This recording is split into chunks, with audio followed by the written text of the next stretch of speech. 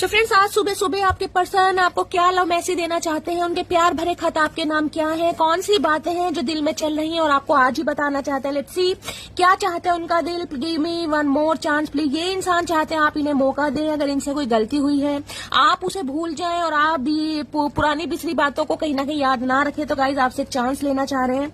You broke my heart but I still love you with all the little piece. इन्होंने आपका दिल तोड़ा है लेकिन आज भी आप इनसे प्यार करते हैं। गाइज आज भी आपका इनका इंतजार है लेकिन आप चाहते हैं ये इंसान सुधर कर आपकी तरफ। I have a big ego. आपके अंदर थोड़े ईगोस्टिक इंसान है, थोड़े घमंडी इंसान है।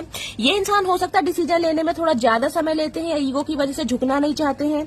दिस डिस्टेंस इज किलिंग मी। लेकिन आप दोनों के बीच जो डिस्टेंस आ गया है, जो गलत फहमी है, उस वजह से आपके पर्सन बहुत परेशान है। I have already made by decision. Guys इसी नो कॉन्टैक्ट को खत्म करने के लिए आपके पर्सन ने कोई डिसीजन बनाया है। देखते क्या डिसीजन है। I am planning to surprise. कि ये इंसान आपको सरप्राइज देना चाहते हैं।